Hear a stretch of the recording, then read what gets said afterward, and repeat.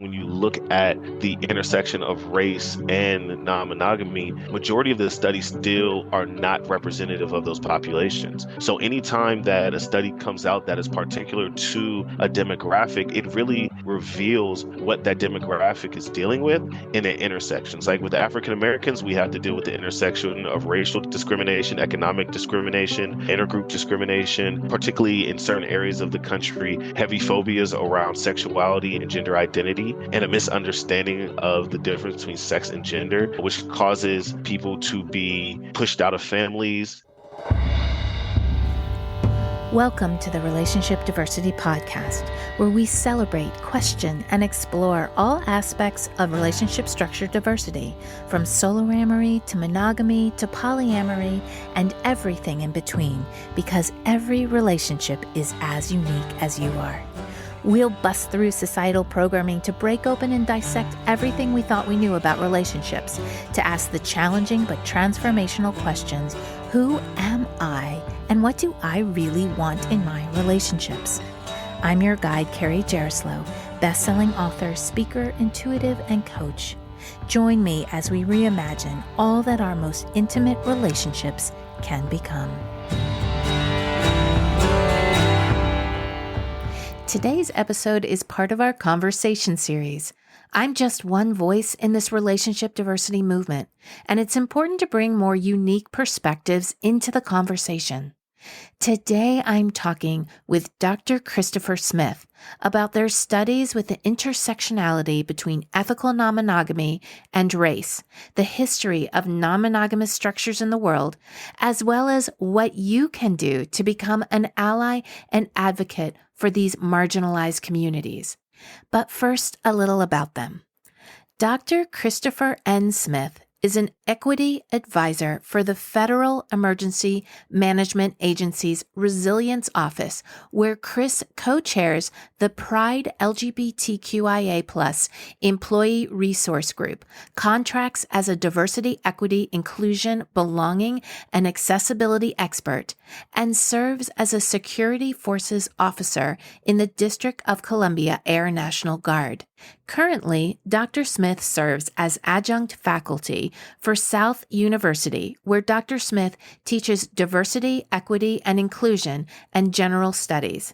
Dr. Smith earned their PhD through the Higher Education Leadership and Policy Studies program at Howard University, focusing their studies on the lived experiences of consensual, non-monogamous African American college students. Dr. Smith has dedicated their life to supporting underrepresented relationship communities in every area of society. Let's get into this amazing conversation. Hello, everyone, and welcome to this episode of Relationship Diversity Podcast.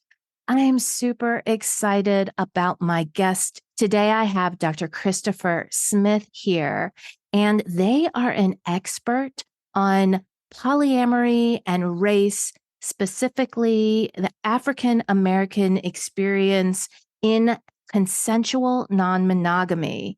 And I think this is such an important topic, and one I have wanted to talk about for a very long time, because I think that when you begin to learn and understand other people's experiences, especially when they differ from your own, this is how we bring more inclusivity and acceptance and make real change in the world.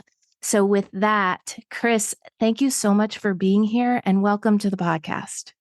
Of course, it's an absolute pleasure. It's my favorite subject to talk about.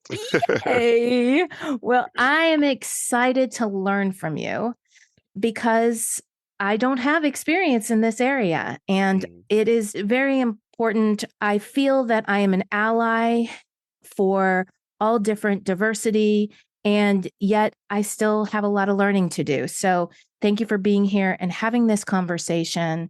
And I'd love to start with learning a little bit about you, learning about who you are and why you've decided to dedicate your life to supporting and educating about non-monogamy and the intersectionality between race and relationship diversity. All right. Well, a little bit about me. I am an American born. My distant family past due to American slavery comes from Cameroon and Ghana.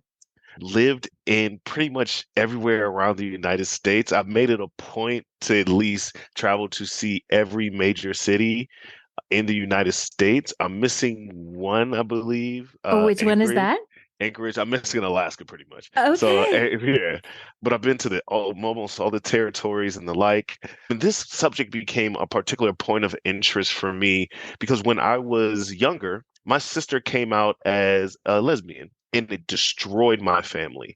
My family was a very conservative Christian family. My parents actually grew up in what the federal government considered a cult. So they were very steeped into conservatism, normativity, abstinence, chastity, not cussing, not drinking, not smoking, not doing anything that a lot of people consider fun, including myself.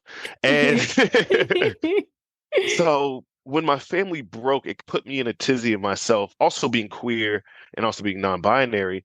But when I looked at relationships across the spectrum, I found that a lot of people, because of social norms and religious affiliation, as well as just personal preference and sometimes lack of education, did not consider options that would help them be fully embodied people. Mm. So when I stepped into the non-monogamous realm now 13 years ago, I was actually in divinity school studying to get a master's of religious studies because at that time I was an ordained pastor. And I noticed that as I studied the history of different cultures and religions, that non-monogamy as a whole was something that was prevalent and mentioned way more often than monogamy was, particularly in historical texts. If you look at the cultures that support Hinduism, particularly, that was huge there. And around the world, there have been manifestations of non-monogamy in various ways that were the social norm.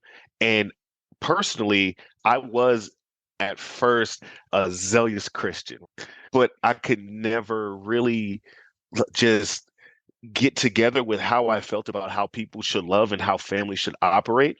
I never thought how or how many people and who people love should break apart family structures. And that was a deeply enrooted thing because of my belief in one God. So, because of my heavy belief in Christianity and more like liberation theology, which looks at Christ not as somebody who's come to place rules, but to accept all, I did not see and understand why people allow things like who people are intimate with or who they choose to partner with, how many people they choose to partner with. And any of those dynamics would split families. Because if we look at Christian texts across the realm, family and the maintenance of family and family structures is the most pivotal thing. So I couldn't really sit with it. So I jumped into non-monogamy because I knew that I had the ability to be in romantic relationship in various ways with multiple people, but I never knew there was an outlet. And then divinity school really opened my eyes. So I'm like, wait a minute, I'm not crazy. People across history have been doing this. It's historical fact. Oh, let's Wow. go. I was like, let's go. I'm gonna figure this thing out. And that started the 13-year journey. At the beginning, just like a lot of us do whenever we're beginning something, it's messy. It's Mm. often messy. And even throughout, even to this day, messiness happens because that comes with relationship. But I really learned how to deeply care for and love people without setting certain limitations on them and allowing them to just fully be who they want to be according to where they are and what they want at the time because it changes. And that became my full expression of love. Wow. What a story. And I love what you say about that. I don't really feel religious myself. I feel more spiritual because I feel it is a very personal experience. Anything that is me and my relationship with anything bigger is very personal. And I also live in a place where Christianity is very ingrained and I see it pull apart families, just like you say. And it just doesn't make sense to me. I'm curious if you have the history of how monogamy got into Christianity, how those things got so entwined. Has it always been a tenet of Christianity and non monogamy has been other religions? I don't know the history of that. So Christianity and relationship structure have such a history. When Christianity spurred from Judaism, and even if we look in the Old Testament, we see King David and the like having multiple wives and multiple partners, or a harem more so for that instance. And we see other Christian figures that identify as Christians doing the same. But when it comes to relationship structure as a whole, the advent of monogamy really started with agricultural movements after humans stopped moving from place to place and they become more settled, the advent of certain economic entities and the passing down of property. Because think about it, if you're a hunter gatherer and you're just trying to survive and you're working the land, or you just started working the land and stuff of that nature, and you have to hunt and all of that, it doesn't make sense to try to limit how many kids with who you can have kids with, because you just need people and you Right. need everybody to take care of each other because you are a community. But as we began to become a little bit more solidified in the way that we are now, those ideas began to wane away. And also, the idea of nuclear families and monogamous marriages is also very much so economic and social tenets to control population size and Mm. also to control populations as a whole. So when we often think about structures such as marriage or even the idea of dating and the like, and it always seems mononormative, that's because they are ways in which to limit and control certain things so that you can maintain accountability for them. They weren't originally about love at Mm. all. It was strategic for what was being built. However, even in the instances of our evolution, non-monogamous relationship structures still exist and still exist today across the world. The most popular one that we know of, or that we always hear of, is patriarchal polygyny. And polygyny is where a male has multiple wives or multiple female partners, and the wives or female partners cannot have other partners. It is very patriarchal, but it is the most prevalent one. And I just want to note that in the world of consensual non-monogamy, whether it be polygyny is when a male has multiple partners, or polyandry, or when a female has multiple partners that are males or men identifying, and then with polyamory and all its manifestations, all of these things are important because as long as they are consensual, the people that are acting in these relationships have a choice. Unfortunately, often when we see it shown in culture, more than likely the female within the relationship or the woman in the relationship does not have societally supported choices or even have been conditioned by their families to see that they have a choice to go seek other relationships. Yeah. So non-monogamy has always been there. It's just how societies view it and how they're trying to control their populations. Well, that word control is when I think about religion, and specifically in where I am, the control is the word that comes up. If I can control and keep you in a fear space, then I have more power over you. And Mhm. bringing in consensual non monogamy is that it is discussed amongst all people. And I don't think it's always in consensual non monogamy that everyone's like, yes, I agree with everyone, but you are in a place where you have choice Mhm. and there's not power over, right? Right. That's what we're talking about. And I think with consensual non monogamy, polyamory really having its moment right now, and I'm hoping that this is a snowball is going to continue, but there's a Mhm. lot of people who are going into it uneducated and in that old mental paradigm Yes. of I'm just going to do this because now I can screw around with lots of different people Right. and I have a term now that I can point to it. That is not what we're talking about. Not at all. Not at all. And it comes with an extreme sense of accountability, and Mhm. that consensus, like you said, it's choice. If you're in a relationship structure where you choose to give up your choice because you have that dynamic and that's what you want, cool. You made that choice though. It wasn't mandated on you.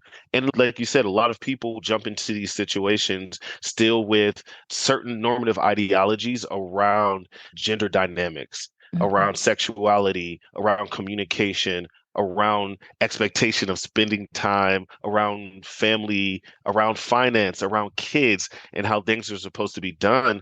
And but consensual non-monogamy can be a very explorative space, and it can expand us if we allow it to, and if we do the work to.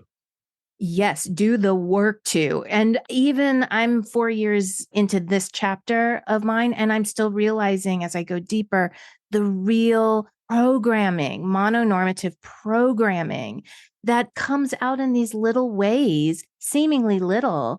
But when I'm able to do that my own work and really question it, it's like mind blown. Like, oh my gosh, wow, that mononormative thought in terms of all that you talked about, in terms of finances, cohabitation, co-parenting, romantic, sexual, all of that, you really have to be willing to go in and ask the questions of yourself and Hmm. be willing to shift that. And so I want to move towards your dissertation because you have done a lot of research and you've also worked with participants to learn more about polyamory and race and what people's experiences are. So, can you lead us through and talk us through some of your dissertation?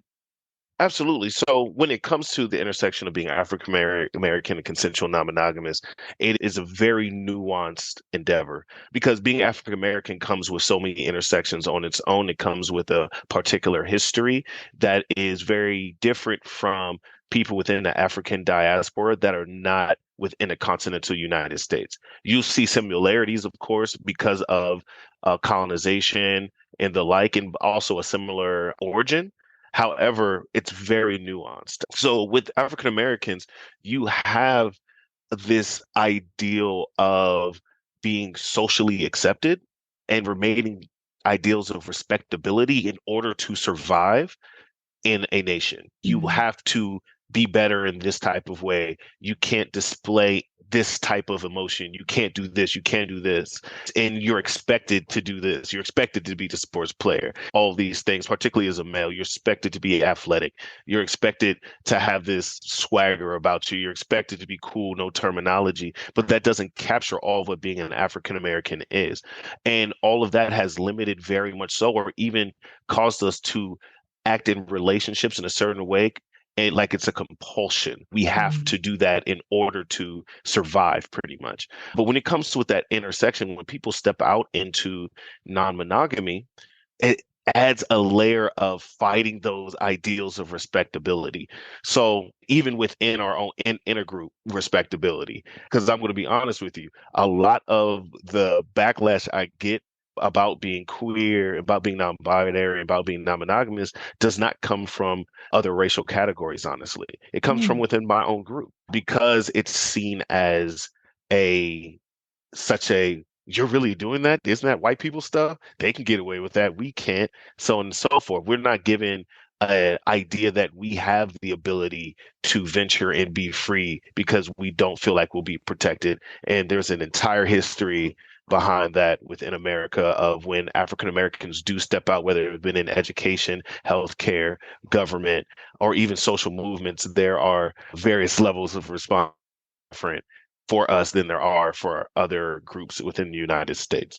So this study looked at that intersection, particularly with college students. And it was very personal to me because when I really stepped into consensual non-monogamy, I was a graduate student at a historically Black college that is very much so founded in somewhat conservative beliefs. It's a lot better now, given the generations that have passed through and the changing of the guard when it comes to administration, but still needs a lot of improvement. Love you, Howard. But love you. Mm. Still, if you want to go to Howard University, you should. But it's, um, so in the study, I did a phenomenological study, which is basically you sitting down and talking to people about their lived experiences and pulling themes from those lived experiences. And I ended up having 10 participants from across the country. Majority did go to historically Black colleges or universities, but we had some go to predominantly white institutions or historically white institutions, and also institutions that had a mixture as other demographics like Hispanic serving institutions or Asian American and Native Indian Pacific Islander serving institutions. And all those designations are based off certain percentages that are provided by the government to provide schools certain funding to support those demographics. But the one thing that I found across the board that was very interesting was that regardless of the situations they were in, all of them spoke about living and experiencing the same things.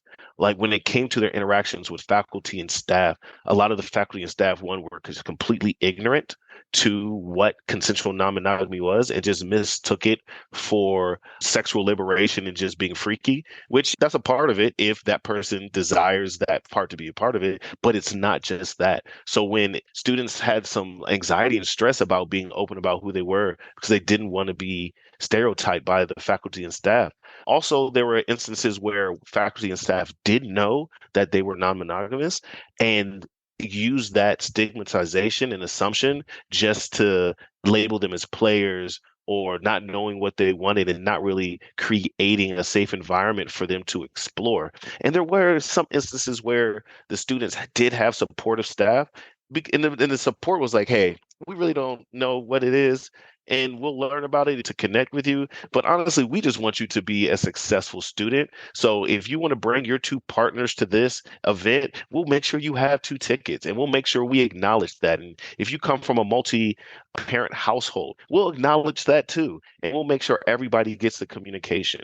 But the overarching experience was one of anxiety and stress and stigmatization due to the faculty's ignorance and assumption making. Wow. And all of your participants were African American? Absolutely. Yeah. And I'm curious if pulling the non-monogamous part out of it, if there are still those stigmatizations and the assumptions that they have. I'm thinking that when you talk about within your own race and the expectations, because I grew up Jewish and Mhm. there's a lot of expectations that we have within how we represent ourselves. I don't really, again, consider myself very religious, but it is conversations that we have. And then even as an American going to a foreign country and saying like, we are a representation of this group of people and we want to come off being a certain way. This is where I like to point out in these conversations because a lot of times when we get to the disaggregation of experience and breaking it down by certain cultures and race, we forget that within America, even those that don't fit a certain racial category, if they have historically been a minority or come from a history that is filled with trauma, they experience many of the similar things and act very similarly with just different now privileges than other groups would have. So it's a very important point to draw that across the board, when it comes to non-monogamy, everybody's experiencing stigmatization in different ways, right? And it all shows itself. And you even see that with the participants of my studies interactions within their campuses with other students. When they were trying to matriculate or still in the midst of matriculating, one, the same thing with the faculty. When they tried to date or build friendship groups, they dealt with the same stigmatization, discrimination, assumption making. Some students even had their peers and their friends attempt to subvert their relationships and cause drama within their relationships. They would ostracize them outside of certain community groups or student groups.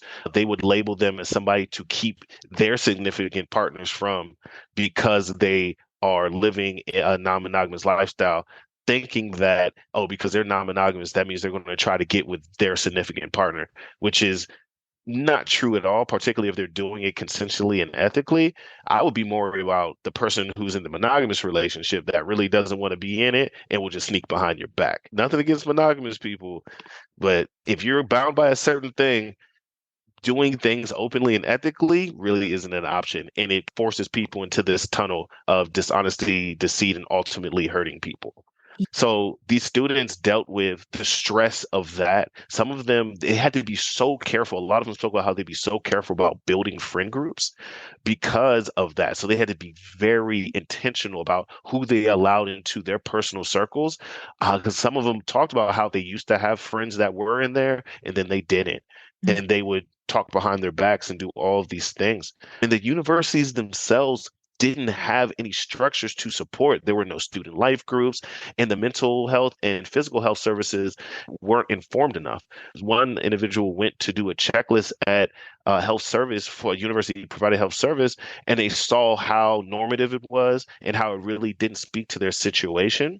And even when they spoke to the health professional about having multiple partners, the health professional just wrote it off. It was like, oh, you're just being a freak. So, and they really didn't get to talk about their lived experiences with this individual. So, therefore, the services really don't meet the needs. Right. Wow, there's so much there. And I think when you feel like you're stigmatized or you're marginalized, and then you add just other things on top of it, it can be very traumatizing, very isolating.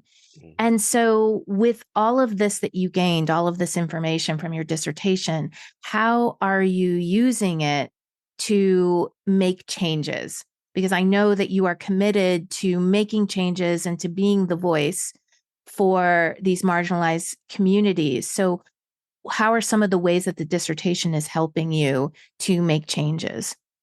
Oh, so for me, I would say it's threefold within academia, within local and state governments. Well, let's go fourfold: local and state governments, within our national constructs, and then internationally. And they're all intersecting. Within academia, there are very few African American researchers that are published and out there about it. And shouts out to Dr. Justin Clardy and Kevin Patterson and a few others that have put out works, and all those that are coming in behind us. Let's do this because Yay. we're needed, and there's so much more, so many more people coming. I can't wait till they step forward and get their shine.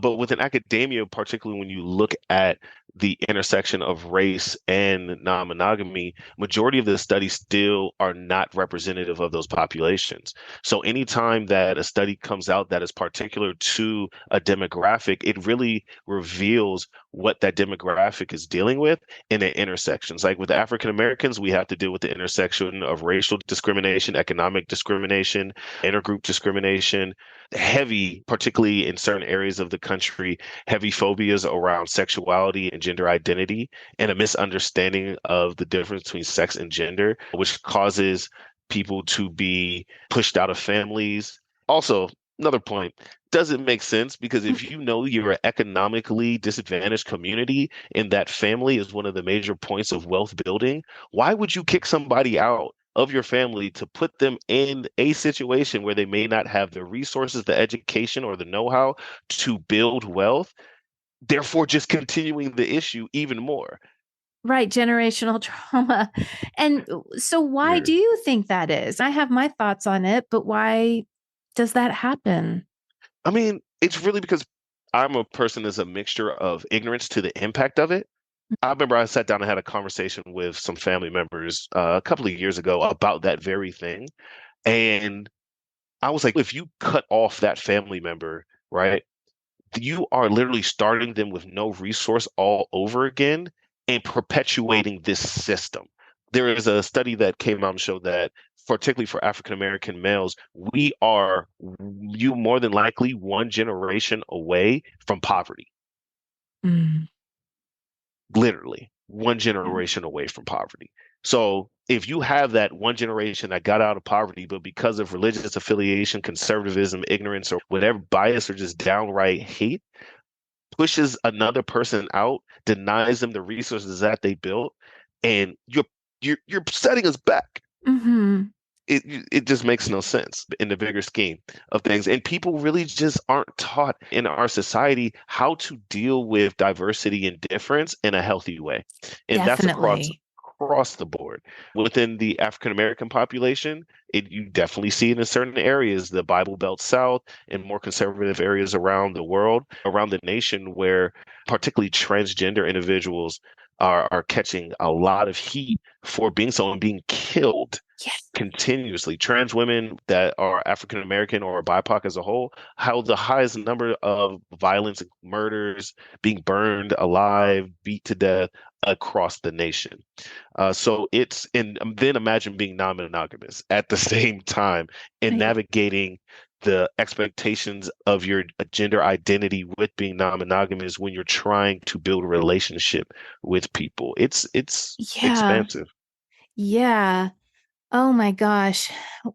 Yeah, and it feels almost like insurmountable at times, which is Mhm. why I super appreciate all of your work. And so you talked about academia. So how are Mhm. other ways in those other areas that you were talking about? So when it comes to state, local governments, there are organizations such as Open, Chosen Family Law Center, and the American Psychological Association Committee on Consensual Non-Monogamy that are pushing for the destigmatization and the support of non-monogamous communities or multifamily communities or non-nuclear family iterations in law and also in services. So just recently in Oakland in April, the anti-discrimination clauses were passed. And it's the Yay. first, I know, right? It's amazing. It's the first major city to do so. And that anti-discrimination goes into things like property, custody of children, housing, all of that to make sure that simply because you're in a quad or you have multiple partners, you are not denied access to certain resources unjustly because there's really no reason outside of control. And and the people who want to do it because control, I get it. However, if you look at the history of most civilizations, I would dare say all, the more Mhm. you try to control and not adjust, you fall quicker. You got Yeah. yeah. Revolution. It's happening right now. Look at all the Right. campuses. This is happening again. And history shows that this is cyclical. And so Mhm. there's got to be another way, right? Yeah. So that's their federal government or bigger nationally. It's going to be the same push. Once we get more and more localities and states to pass laws and the movement gets bigger, sooner or later the federal government, I know there's already hints of it within the federal government working for it, of these things coming about because it intersects with religious accommodation and observance. There are religions that believe that people can be in multi-person marriages and they aren't given the same rights unless they know legally how to get around that by having wills in place. Even some people build LLCs and have everything that they own put under that LLC, and they're all owners of that LLC. So if something happens, they can have access to the resources that they need.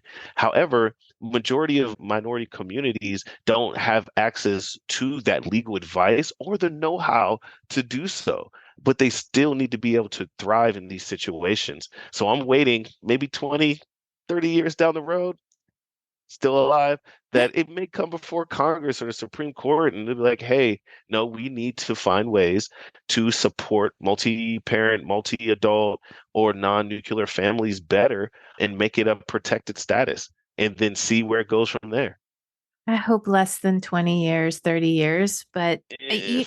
uh, the next few years will be very telling, I think.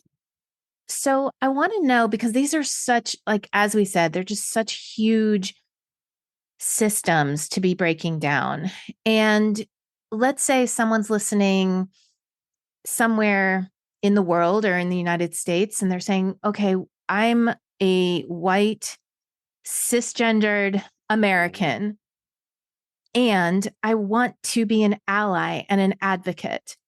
So, what would you say to someone who is wanting to show up for non monogamous communities, African American communities, any kind of cultural diversity, relationship diversity? How can someone be an advocate and an ally? Be a disruptor. There are a lot of times when we think about allyship, it's very passive, like, hey, I support you, but I'm not going to risk anything in the process. No, be a disruptor. Make sure that in your local communities, in voting and the like, that you're really paying attention to the issues that are impacting these communities. In your everyday conversations with your own in group that has the privilege, be the disruptor. Say that, no, we're not going to talk about people like this. We're not going to make these assumptions. Educate yourself on it. Don't expect to be educated on it. Actively seek to do it. And when you see somebody who's in these communities being discriminated against, stand up for them in the way that they would like you to, but stand up for them. And most importantly, have conversations in these communities with these communities to know how to advocate for. And the biggest thing is not a, we don't want to do a privileged savior thing because that's trash.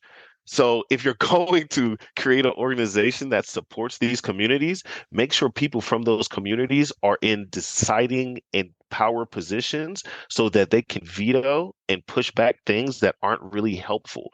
Because oftentimes we see well-meaning people make organizations and they miss the mark because people from those organizations don't have decision-making power or the power to say, absolutely not. We're not doing that. I don't care how much y'all want to. It's not going to work.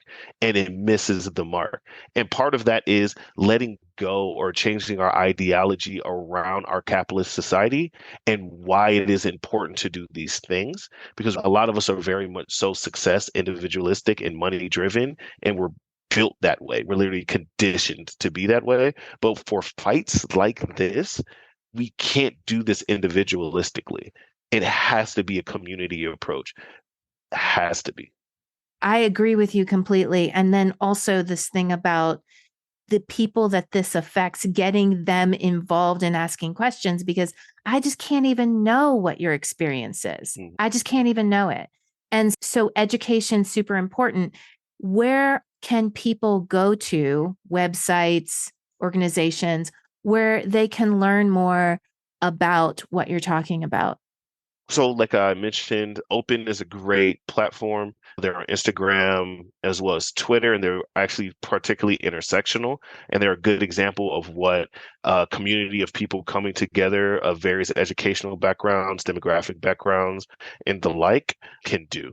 Also, the APA Committee on Consensual Non-Monogamy is a good resource, but also look into your local communities and see what consensual non-monogamous communities exist there and tap into them in a respectful way. Don't jump in and be like, hey, I want to help and try to take over. No, jump in and be like, hey, I want to learn.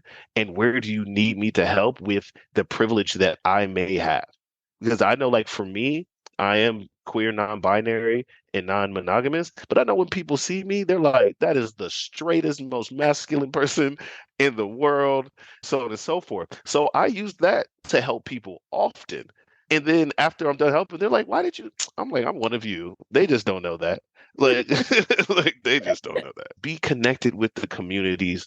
We're everywhere. We are literally everywhere. And if you know it's not a community that, or you're in an area where it's safe for the community, don't out the community. Don't try to push them. If anything, if you know the community is not safe there, fight within the community itself Mm. to make it safe for them so that they can live free, so that they can be out, so that they can be prosperous. And for my academians, when you're doing research on a community, make sure you are studying the nuances of the community respectfully and letting the voices of the community guide your work and not your assumptions. Ooh, that's a big one. So I'm thinking you have experience with that, the way that you just said it. Yes. There's some firsthand experience with that. Firsthand experience. And it's often not intentional, but it's just one of those things where you're like, oh, I want to research this population. Well, are you connected into the population? And when you are connected into the population, how do you treat the population? Do you just see them as test subjects, or do Mhm. you see them as people that are actually experiencing and living life that need to be counted? And I could go deeper into what that means when it comes to quantitative data and how we measure it and the type of tests we use, but that's a different podcast. Okay. Um, I'll get all these educators because I've connected with a lot of researchers mhm, and I hear a lot about this. And so maybe I'll have a podcast about researching in the non-monogamous field because what I hear from some of my friends who are researchers is that anything that shows non-monogamy, consensual non-monogamy in a positive light is not funded. They have to really be very driven to get mhm. the information and do it all themselves, but there is plentiful funding for those who say non-monogamy doesn't work and all of the bad parts about that relationship structure. So what's coming for you, Chris? Uh, Where do you see yourself going in your work? Well, for me, next steps, continuing to advocate on all the levels that I spoke of.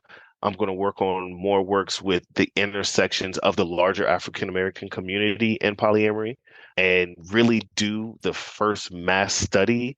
Want to get thousands of participants to really look at the conditions that African Americans deal with while being consensually non-monogamous, according to region, according to religious affiliation, according to age, and all those things, do that intersection to give a more precise picture of what's going on in the diversity that is being African American. Also, in this space, in my creating curriculum and developing curriculum in multiple spheres around this subject to aid people and even to inform people. Like there's this great organization called the Institute for Diversity and Equity in Emergency Management that I'm going to jump on with to be a curriculum developer when it comes to considering non-nuclear families or non-traditional family structures in emergency management, because that needs to be cleared up and provided. And just my man, all I can say is like my ultimate goal, and is to let the voices of the underrepresented be known.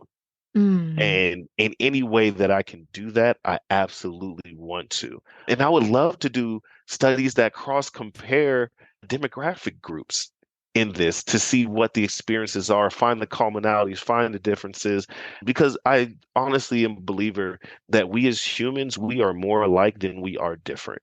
Definitely. Wow, big things. And I would love to support you in your work. I think it's so important. And if people are feeling like they want to connect with you in some way and support your work in whatever way they can, is there a way that people can connect with you? Are you on any social media or email Mhm. or website? So I would say the best ways to connect with me, Instagram, definitely. My Instagram is PolyHD. So that's POLYH period D, like PhD, but PolyHD. Oh, nice. Um, and then you can also connect with me on Twitter, and my older millennial self have to get used to using Twitter. But there it's at Smith Chris N on Twitter. That's at Smith Chris N. And if you want to email me, it would be tenabilitymovement@gmail.com. Okay, awesome. I will put all of that in the show notes. And anything else that you're feeling like you really want to get out there that we haven't touched on? Absolutely. And this is more so for people who are in polyamory or thinking about living it and adopting it as a relationship structure. And also for those who feel like this is how they've been born, because I do Mm, believe that there are people that are just, hey, you pop out the womb. You're like, I want multiple partners. for sure. Um, um, do not be afraid to make mistakes. Even though it may seem like because you are in a structure that is not supported by most social institutions or norms, they get to make mistakes Mm, all the time. And it's okay. And it's just seen as part of the blueprint. And it is for us too. Making mistakes is part of the blueprint of building anything.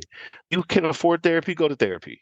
Like, yeah. please go to therapy and work through those things that you need to work through. And lastly, when you walk into this thing, be willing to be hurt. Mm, wow. Yeah, that's a big one. Because it's going to happen. Khalil Gibran wrote the book, or there's like a set of short treatises called The Prophet, and one of them talked about love and to say, if you're only looking for the sweet, soft parts of love and you're avoiding the hardness and the pain, then may you never receive it. Oh, yes. Yeah. Yeah. That's really big. And it brings me to tears because it is. It is. Love is all of it. It's all of it. And that's such great words of advice to leave us with. Chris, thank you for being a voice for all of the marginalized communities. I am so thankful for you to be able to have the courage and the drive to speak out. Thank you for that. Please, everyone, go and support Chris and all of this amazing work that I know you will accomplish. So thank you Thank so you. much for being here. Thanks so much for listening to the Relationship Diversity Podcast. Want to learn more about relationship diversity? I've got a free guide I'd love to send you. Go to www.relationshipdiversitypodcast.com to get yours sent right to you. If you liked what you heard, please subscribe to the podcast. You being here and participating in the conversation about relationship diversity is what helps us create a space of inclusivity and acceptance together. The more comfortable and normal it is to acknowledge the vast and varied relating we all do, the faster we'll shift to a paradigm of conscious, intentional, and diverse relationships. New episodes are released every Thursday. Stay connected with me through my YouTube channel, where I'll give you even more free resources and information all about relationship diversity. I'm super excited to go deeper into YouTube because I'll be able to connect and have conversations directly with you. You'll find the link in the show notes. Stay curious. Every relationship is as unique as you are.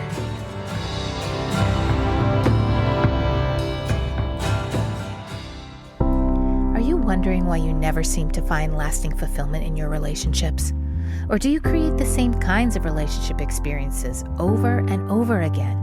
Can you never seem to find even one person who you want to explore a relationship with? Have you just given up hope altogether?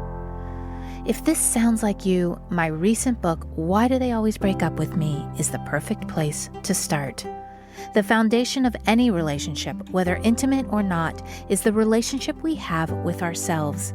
In the book, I lead you through 8 clear steps to start or continue your self-exploration journey.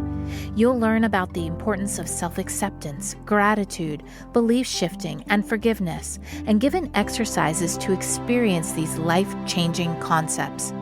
This is the process I use to shift my relationships from continual heartbreak to what they are now, fulfilling, soul-nourishing, compassionate, and loving. It is possible for you. This book can set you on a path to get there. Currently available through Amazon or through the link in the show notes.